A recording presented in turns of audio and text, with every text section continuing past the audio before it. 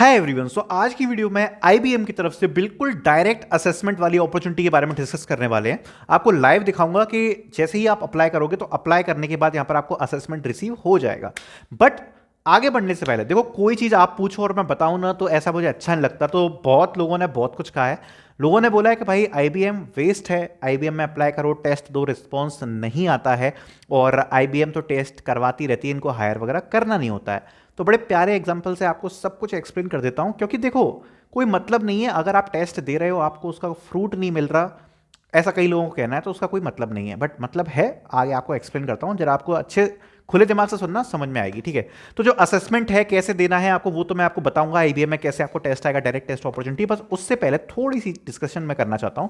तो देखो, बात ये है, आप लोग ज़्यादातर लोग सब लोग खुश हो जाते हो जब भी कोई डायरेक्ट टेस्ट अपॉर्चुनिटी मिलती है कि ये अप्लाई किया, डायरेक्ट टेस्ट आ गया, ठीक है, दे देते हैं, और ज़्यादातर लोग उससे खुश रहते हैं कि हाँ यार असेसमेंट आ गया, शॉर्टलिस्टिंग नहीं हुई। बट मैं बोल रहा हूं कि वो चीज़ आपको सिलेक्शन नहीं दिला सकती। जो कंपनीज डायरेक्ट टेस्ट कंडक्ट करवा रही हैं उसमें सिलेक्शन के चांस 0.01% हैं, बहुत ही कम हो जाते हैं अगर कोई कंपनी कोई शॉर्टलिस्टिंग नहीं कर रही और डायरेक्टली आपको टेस्ट दे रही है। उसका एक सिंपल सा रीजन है कि कोई कंपनी जैसे आईबीएम है, जैसे अभी ये डायरेक्ट टेस्ट वाली हायरिंग है, आप इसमें अप्लाई करोगे, कितनी पोजीशन है, 30 40 50, ठीक। अब 30 40 50 पोजीशन है, डायरेक्ट टेस्ट वाली अपॉर्चुनिटी है, आसानी से 40 से 50 हजार एप्लीकेशन इसमें जाएंगी, ठीक है, बहुत आसानी से जाएंगी। अब उस 40 से 50 हजार एप्लीकेशन में जब सभी लोगों को टेस्ट जा रहा है, और कितने बच्चे हैं अपन के टोटल जो सिलेक्ट होने हैं वो हैं 50, तो रेशियो कितना हो गया, बिल्कुल कम हो गया, क्योंकि कोई शॉर्टलिस्टिंग ही नहीं है, हर बच्चे ने टेस्ट दिया। फिर क्राइटेरिया क्या होता है, क्राइटेरिया ये होता है, सब लोग ये बोलते हैं यार मैंने तो 2 क्वेश्चन कर दिए थे, पूरे के पूरे आईबीएम में आए थे, तब भी मेरे को सिलेक्शन नहीं हुआ, इसलिए ये कंपनी बेकार है, ये आगे प्रोसेस करती नहीं है। जबकि इस चैनल पे एक आपको नाम ही बता देता हूं मैं, एक डिम्पल। तो डिम्पल का शायद मैंने आपको ऑफर लेटर भी दिखाया था, तो डिम्पल का सिलेक्शन हो गया, आईबीएम ज्वाइन भी कर ली उसने, ठीक है। सो अपने चैनल की सब्सक्राइबर थी, गाइड भी किया था मैंने।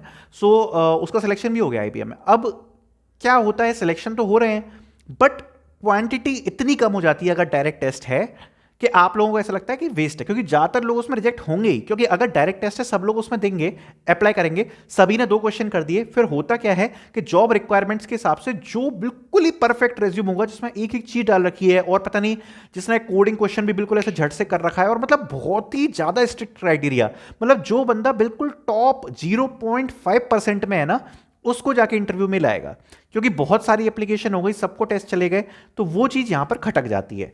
लेकिन अभी मैं आपको एक और एग्जांपल देता हूं। एक कंपनी थी सर्विस नाउ, ठीक है, सर्विस नाउ बहुत बड़ी कंपनी है, बहुत अच्छी कंपनी है, बहुत बड़ी कंपनी है, अच्छा पैकेज प्रोवाइड कराती है। उसने अभी हायरिंग निकाली थी स्टाफ सॉफ्टवेयर इंजीनियर की, मैंने डाली थी, हो सकता है आप लोगों ने अप्लाई किया होगा, कुछ लोगों ने अप्लाई किया होगा उसमें, ठीक है। अब उसने क्या किया, उसने कर दी शॉर्टलिस्टिंग, ज्यादातर बच्चों को टेस्ट में नहीं गए। अब उसने अपने हिसाब से शॉर्टलिस्टिंग कुछ करी होगी, अब उसमें से कुछ 3-4 बच्चों को टेस्ट मिल गए, ठीक है, और उन 3-4 बच्चों को जिनको टेस्ट मिल गए, उनने अच्छी उनकी प्रोफाइल देखी, भाई प्रोफाइल अच्छी है, कोडिंग वगैरह अच्छे से जानते हैं, उनने टेस्ट दिया, और टेस्ट देने के बाद इंटरव्यूज हुए, और उन इंटरव्यूज के बाद 2 बच्चों का सिलेक्शन हो गया सर्विस में, 11 लाख का पैकेज मिला है, स्टाफ सॉफ्टवेयर इंजीनियर, मुझे मैसेज रिसीव हुआ था। तो अब वहां पे क्या हुआ कि उनने पहले ही एलिमिनेट कर दिया, शॉर्टलिस्टिंग में पहले ही बाहर कर दिए ज्यादातर बच्चे। अब क्या हुआ, कुछ ही लिमिटेड बच्चों को यहां पर शॉर्टलिस्टिंग के बाद मिल गया, तो सिलेक्शन में आसानी हो गई। तो आप ये बात समझो, अगर कोई कंपनी शॉर्टलिस्टिंग कर रही है, उस कंपनी में आपका सिलेक्शन होने के चांसेस ज्यादा हैं, क्योंकि ज्यादातर बच्चे उसमें बाहर हो चुके हैं, पहले ही टेस्ट ही देने का मौका नहीं मिला। जो कंपनी टेस्ट दे रही है वो इनिशियल लेवल पे तो आपको सुख प्रदान करेगी, क्योंकि कोई शॉर्टलिस्टिंग नहीं हुई, टेस्ट देने का मौका मिल रहा है, बट लॉन्ग टर्म पे उसका जरूर घाटा होगा, क्योंकि ऑब्वियसली सभी बच्चों ने टेस्ट दिया है तो शॉर्टलिस्टिंग क्राइटेरिया बहुत ज्यादा हाई जाएगा।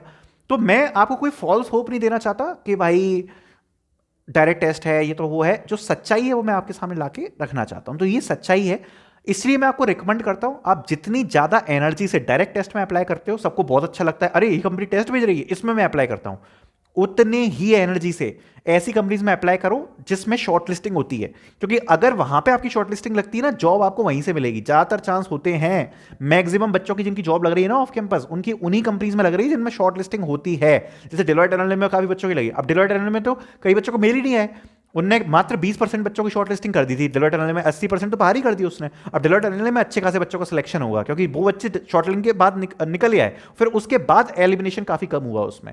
तो ये फायदा रहता है। इसलिए मैं जरूर रिकमेंड करूंगा, जितनी एनर्जी से आप डायरेक्ट टेस्ट में अप्लाई कर रहे हो उतनी ही एनर्जी से आप अप्लाई करो जिनमें शॉर्ट लिस्टिंग होती है, क्योंकि अगर उनमें शॉर्ट लिस्टिंग होती है तो यहां पर आपके सिलेक्शन के चांसेस बढ़ जाते हैं। ठीक है, सो वीडियो में डिस्कस करते हैं हायरिंग्स को और आगे बढ़ते हैं। और आई होप आपको ये बात समझ में आई होगी, क्लैरिटी कि मैं क्या कहना चाहता हूं आपसे। ठीक है। हाय एवरीवन, सो आईबीएम की तरफ से एक डायरेक्ट टेस्ट अपॉर्चुनिटी हमें देखने को मिल रही है और वो है डेटा इंजीनियर की। तो इसके बारे में हम ए टू जेड सभी चीज़ों को डिस्कस कर लेंगे। सो स्टार्ट करते हैं वीडियो को। सबसे पहले अगर आप देखोगे तो Pune job location, data engineer की पोजीशन एंट्री लेवल है, सॉफ्टवेयर इंजीनियरिंग बात कर लेते हैं इसके बारे में।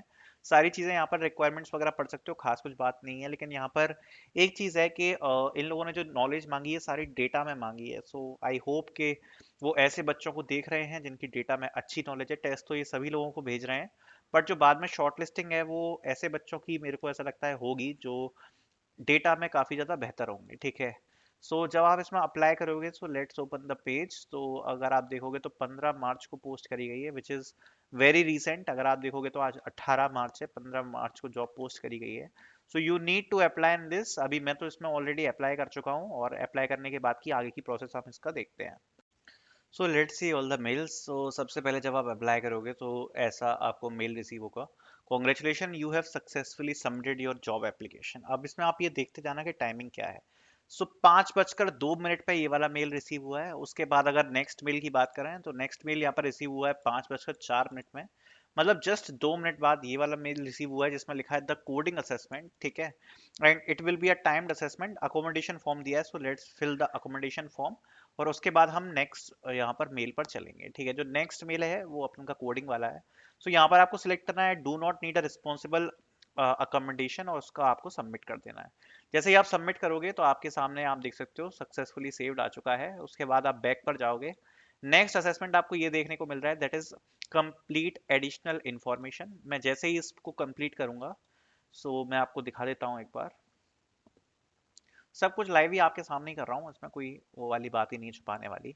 सो कंट्री अप्लाइंग टू में अपन अपनी कंट्री को चूज कर लेते हैं, that is India. Okay, then the title will be mister, legal first name, यहाँ पर सब कुछ ठीक है। So this is also fine. यहाँ पर no no no, everything no. उसके बाद N A. Okay, for you guys this is N A. I am like, मैं जो ये फॉर्म भर रहा हूँ मैं अपनी एक्चुअल इन्फॉर्मेशन के साथ नहीं भर रहा हूँ, जस्ट आपको शो करने के लिए मैं सारी चीज़ें भर रहा हूँ जो भी मैं आपको यहाँ पर दिखा रहा हूँ। ठीक है, आर यू एलिजिबल तो yes, and country of national citizenship that is India, and additional information gender male and date of birth. Okay, so let's fill the date of birth also from this. So यहाँ से भर लेते हैं। Okay, देखो जैसे ही आप ये additional form वगैरह आप जो भी कंप्लीट करोगे ना, उसके बाद आपको यहाँ पर डायरेक्टली कोडिंग असेसमेंट आता है, वो भी मैं आपको शो कर दूंगा।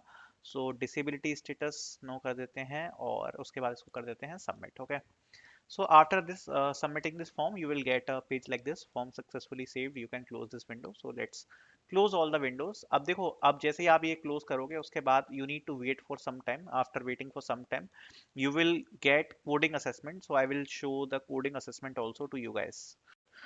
आप देख सकते हो after 15 minutes I got the assessment. आपको 15 से 20 मिनट इंतजार करना पड़ेगा एडिशनल इन्फॉर्मेशन बनने के बाद। Your action required IBM coding assessment, and talking about this काफ़ी सही है क्योंकि टेस्ट आपको देखने को मिल रहा है। और आप देख सकते हो welcome to IBM data science developer India test. Test duration is 60 minutes, 2 question यहाँ पर आपको देखने को मिलेंगे। टॉकिंग अबाउट दिस, यहाँ पर प्रोग्रामिंग टेस्ट है और जो भी आपकी चीज़ें हैं वो यहाँ पर सारी मेंशन है और टेस्ट इंस्ट्रक्शंस वगैरह भी यहाँ पर दिए गए हैं। You can click on this continue button और यहाँ पर आप देख सकते हो सेक्शन 1 एक क्वेश्चन है और सेक्शन 2 एक क्वेश्चन है। जब कंटिन्यू पर क्लिक करोगे तो यहाँ पर आपको ये दिखाएगा कि procuring is required and channel is fully functional, web camera में ही कंडक्ट होगा, face should be visible and sit in well light room, snapshots will be taken periodically when you are inside the challenge, please enable access by clicking the button below। आपको यहाँ पर करके enable webcam to login करना पड़ेगा। उसके बाद यहाँ पर लिखा भी हुआ है avoid virtual background and find a private place and use proper light sourcing and your face should be visible in the camera। ठीक है, तो ये सारी चीजें इसमें कंडीशंस वगैरह लिखी हुई हैं। सो ये सब आपको इसमें फॉलो करनी है। ठीक, नॉट टॉकिंग अबाउट दिस, इसके अगर क्वेश्चंस की बात करें तो ऑलरेडी यहाँ पर चैनल पर काफी वीडियोस अपलोडेड हैं, तो उनको जाके आप फॉलो कर सकते हो। ठीक है, आईबीएम की कोडिंग असेसमेंट को लेकर काफी सारी वीडियोस अवेलेबल है चैनल पर, सो उनको आप चेक कर सकते हो। और ये आपको असेसमेंट टोटल 14 डेज में देना है। सो डायरेक्ट असेसमेंट अपॉर्चुनिटी है, so do not miss to apply. Then आगे बढ़ते हैं और अपॉर्चुनिटी के बारे में बात करते हैं। नेक्स्ट अपॉर्चुनिटी यहाँ पर हमें देखने को मिल रही है va2pt.com की तरफ से, जो कि डायरेक्ट टेस्ट अपॉर्चुनिटी है, कोई शॉर्ट लिस्टिंग नहीं है। और हाँ, यहाँ पर एक आपको अपडेट और देना है। सो एक सिलेक्शन और हो चुका है हमारे ग्रुप से, नारायणा ग्रुप में, एंड वो था वीकली कॉन्टेस्ट, आई थिंक 115।